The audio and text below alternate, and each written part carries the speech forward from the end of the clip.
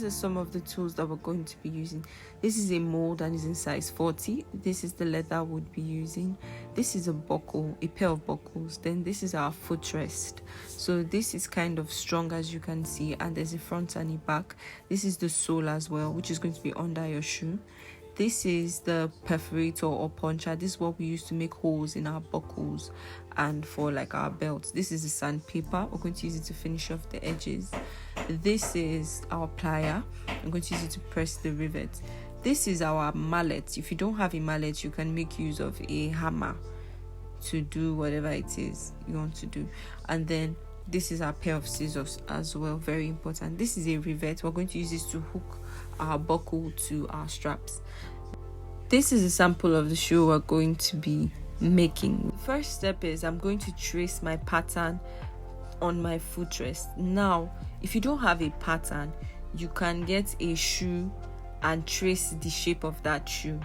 Make sure that it's in the size you want to do, right? I want to be making a size 40 because my mold is in a size 40 and I wear a size 40. So I'm going to trace it. Ideally, you're supposed to have two legs, left and right, but you see that I flipped it, which means that one side is left and the other side is right. But if you don't flip your own, you should know that you are drawing two right legs, especially if they are facing the same direction, right? So what we're going to do is we're going to draw, and after drawing, then we'll cut out.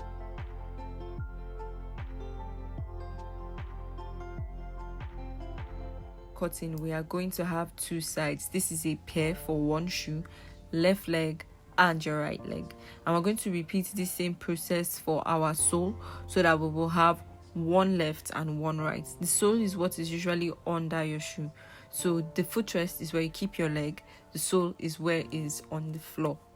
For your leather, you're going to have to take note that there's the length and the breadth, the short side and the long side. You're going to have to check for which part is stretchy. Now you see the part that stretches, you don't want to cut your leather in that direction, because after some time there's a tendency that it will stretch and it will expand, and then your shoe will be bigger than what you had initially last with the mold. Do you get? At this point, the first step is to observe what you want to create. Now this is a very simple sandal and you see that all the straps are straight, so we don't need too much of pattern drafting. Now you're going to count the number of straps that are available on this sandal, and you can see we have one in front, two by the side, and then one to anchor everything together. So we have a total of 4 straps. The next thing you're going to do is we're making 2 pair of shoes, so 4 on each leg, so we need 8 straps, right? You're also going to observe the length, how long each of the straps are, and I believe the longest strap you can see in the picture is the one that goes round the ankle. So we're going to use our mold to now decide what length we are going to take or we're going to use to construct this sandal. Now we figured out the number of straps that we want on our shoe.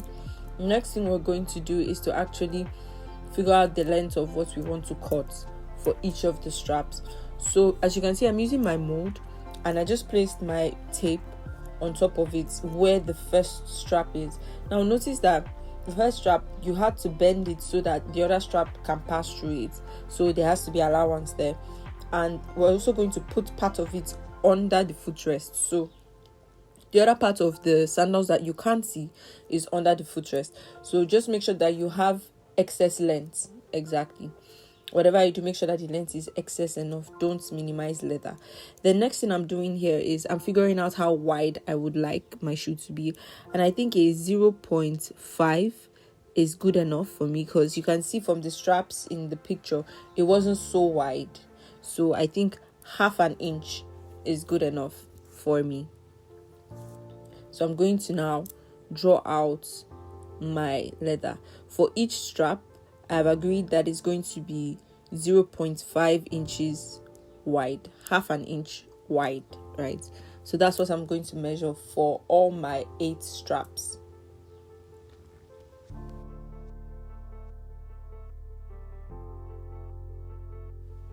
Now, after measuring out my straps, I'm going to cut it out. If you notice, this is actually 6 straps that are measured here. They are not up to 8, and that's because this length cannot go round the ankle. So remember, the longest strap we saw is not here. So what I'm doing now is I'm going to cut all 3, the one in front and the 2 by the side for each leg of my shoe, right? Is what I'm going to cut out now. Be cutting the last 2 straps now. Now I'm going to take my tape and measure round my ankle. Now I'm going to make sure that this is excess because I need it to be more than enough. It's better for something to be excess, especially when you can cut that strap. It's better for it to be excess than for it to be too little. So I've decided the measurement I'm going to use. Now that's because it can vary for you. For instance, I'm making a size 40, you might be making a 41 or a 42, but just make sure that the length is in excess. When you decide what you want to use as your length, the next thing is that strap carries the buckle as well. So we're going to measure the buckle. Remember, we used the width of 0.5 for our other straps, but because this strap is the strap that carries the buckle, it has to be able to loop into the buckle hole, right? And you can see that our buckle is slightly bigger than 0.5, but we're still going to use 0.5 to make it. So we're measuring out the width that we've agreed to use, which is 0.5.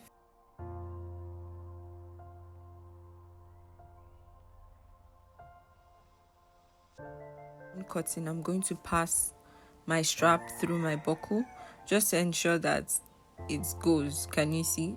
That you repeat the process. So you have 2 straps. For me, I just made mine long enough so I could divide it into 2, which is what I did here. In this next phase, we're going to be binding the leather. This is the leather I want to use under, as you can see, and it's white.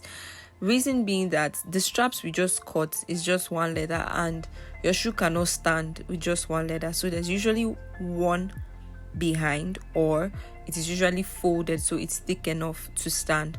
So this is the leather I've decided to use to bind. I'm going to get gum. Now this gum I'm using is Top Bond. That's the name of the gum, and it's thick. So I'm going to use it to join the part with the pink design to the white design, to the white leather rather, so that it's thick enough to stand and we can go on with making our shoes.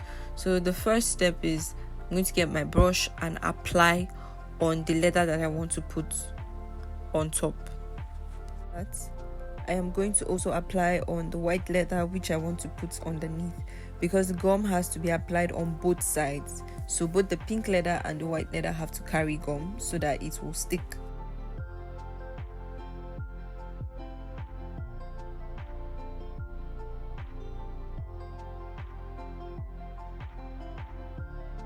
To wait for a few minutes till the leather is actually dry.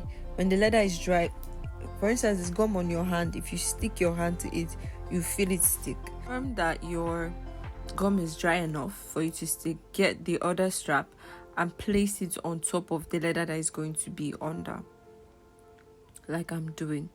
Now you're going to do this for every single strap that we have cut, right? Every single strap that we have cut. I'm going to place them side by side and make sure that there is a bit of space between them, not so much, but that space is what will allow you cut, do you get, in between, so you don't also mutilate the size that you have already measured. Them side by side, you're going to cut it out, and by cutting it out, I mean you're going to remove it from the binding leather, not each of the individual straps. We're going to do that, but not yet. So once I remove this from the entire leather sheet, use my mallet to hammer, or rather press down the leather together, right? You can see that I'm trying to be as gentle as possible, and I'm applying pressure as well with it. You can do this with your hammer if you do not have a mallet, but also bear in mind that you don't want to be too harsh, because this is the leather, so you don't make it indented or just spoil it, you get, or something. So gently press, apply pressure over it. Then you can begin to start cutting your straps out one after the other.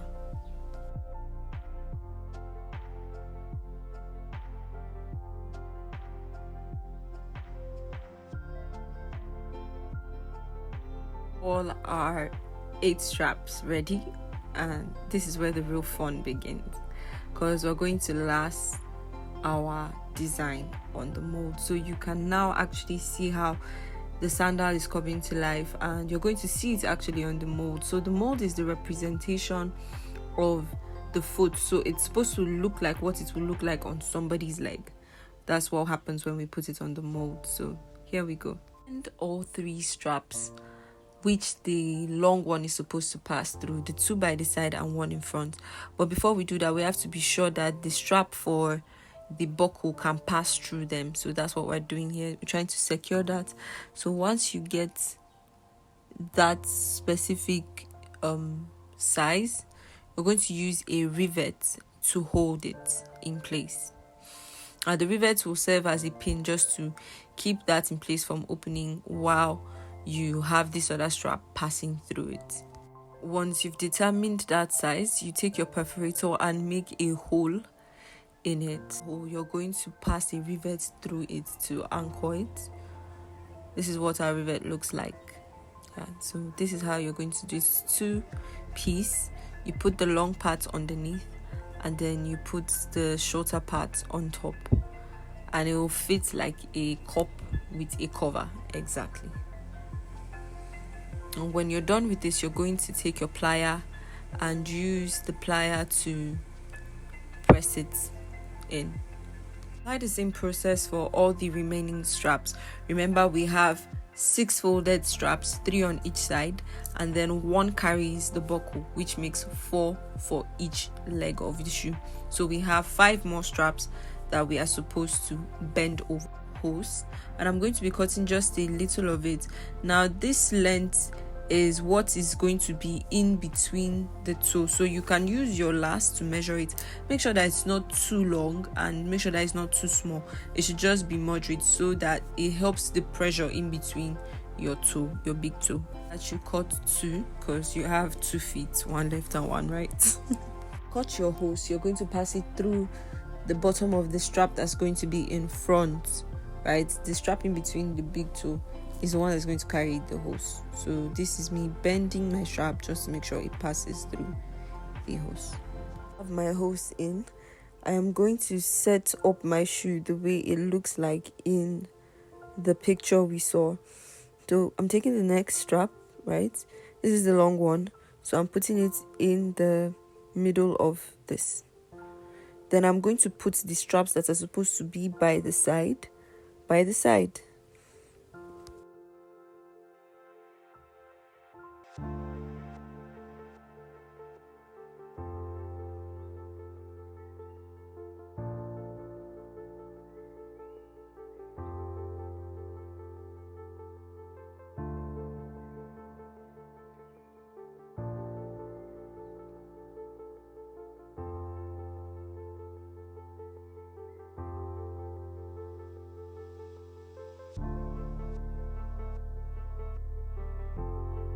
The next step is, we can see the length is really long, so I'm going to reduce them a bit to a length I feel is okay enough, because this is going to be under my shoe. This part of the shoe is going to be underneath the footrest. Nobody's going to see it. So reduce them, and then the next thing you're going to do is you're going to put gum on the straps and the mold itself.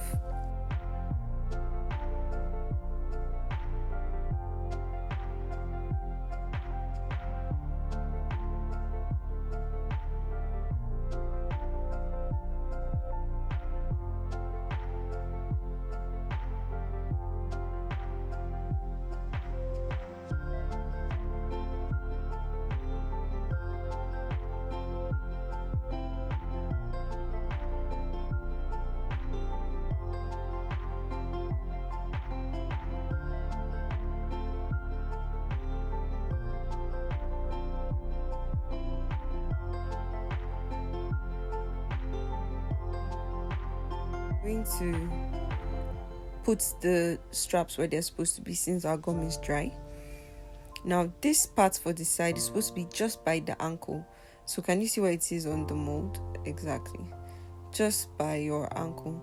and try and hold the other strap in place to make sure that that's the one that goes with the buckle. So keep it at the length you want it to be while you fix up the other sides, right?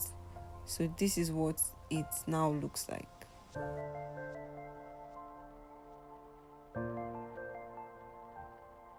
This is the part that is supposed to be carrying the top design of your shoe, and we're going to just mark it, right? So we know the places we're going to be punching holes and the places that we're going to be cutting open. So the first place is the front, where your toe would be, then the sides that will carry where your ankle will be, so we'll just mark it, and then we're going to bore holes there and use a cutter to cut through so this strap can pass through it.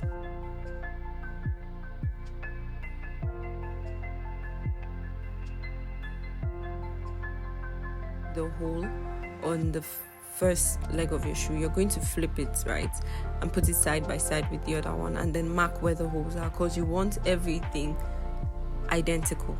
You don't want something that you're doing and it looks like two different legs of shoes. Exactly. So flip it and mark it, then punch your holes again. Once you're done punching all your holes, we're going to cut through the back. That's so that our strap can actually pass through it, because it can't pass the holes. Do you get? So you're going to cut it with your paper knife or your paper cutter. Start putting our straps into the footrest. This is what it will look like, and the next step is for us to fix our buckle, right? Always note that your buckle is always on the outer side of your leg. So if it's the right, it's going to be on the side that is outside, not inside. Okay? So we're going to fix the buckle now. So what you're going to do is you're going to take out the long strap. Once you take it out, then you're going to bore a hole to pass the buckle through it. Now, when passing the buckle through it, make sure that as you open the buckle, this part with the head should be facing the front, not the back. So you pass the part without exactly, and then you pass this through it. Then you bend it, right? So once you do that, you notice that the head of the buckle is now facing the front. So you can pass the other side through it. You see, if you had a hole there, you'll be able to lap. So that's how to fix your buckle. Always make sure that the head of the buckle is facing outside so that the other side can loop through it. Then we're going to bore another hole and pass our rivets to anchor the buckle on this strap. You're going to put it back into the sandal. This is what it looks like. So we're going to put it back into the sandal.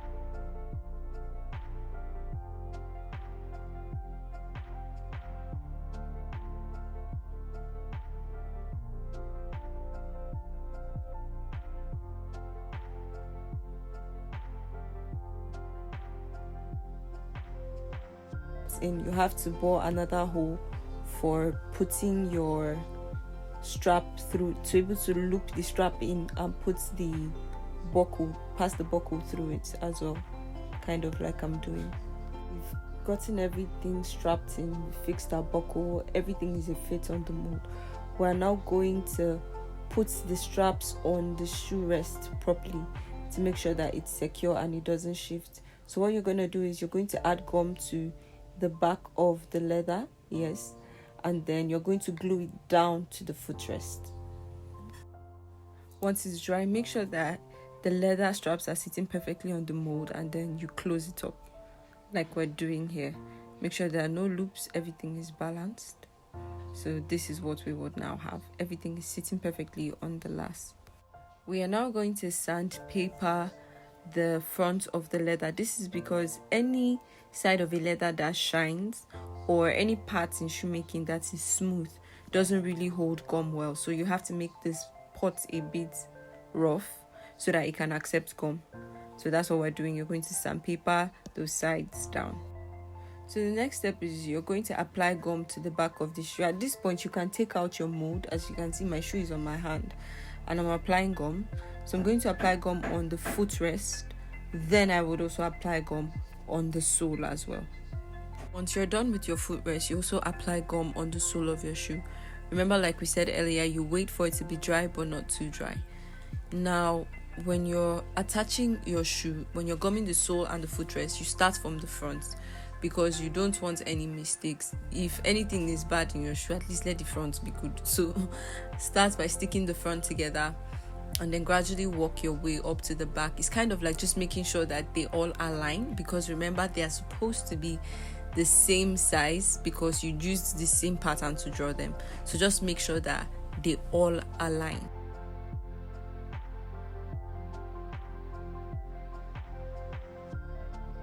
Closed up your shoe and everything is together, you can use your mallet to go round and hammer your shoe. If you don't have a mallet, you can also use a hammer, but I strongly advise that the surface of the hammer is smooth.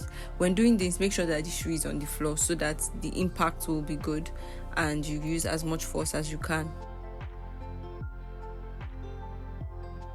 You're going to be sandpapering the sides of your shoe. Just make sure that everything is smooth and it looks presentable, right? So just keep filing, like keep using the sandpaper to brush it until the whole sides are smooth. Just keep going around. If you have a lot of excess sole, you can also use the paper knife to cut the excesses out, so you don't have to sandpaper as much as you would have needed to.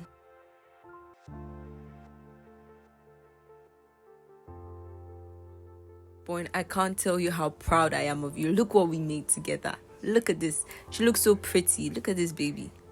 If you'd like to learn more about making shoes, you can sign up for our class called Footwear Fusion. Footwear Fusion is designed in such a way that you make about 10 designs of shoes, including both male and female. You would also be taught the rudiments and fundamentals of shoemaking. You will be taught the process of setting up your prepaid ad accounts in case you need to get more visibility and more clients. You'll be taught how to organize your first sales, your pricing system, and as well as how to get your first clients when you start making shoes. Footwear Fusion is not just aimed at teaching you a skill, but we're helping you start up a business. That's why it's an entire package. You really don't want to miss this. Sign up today.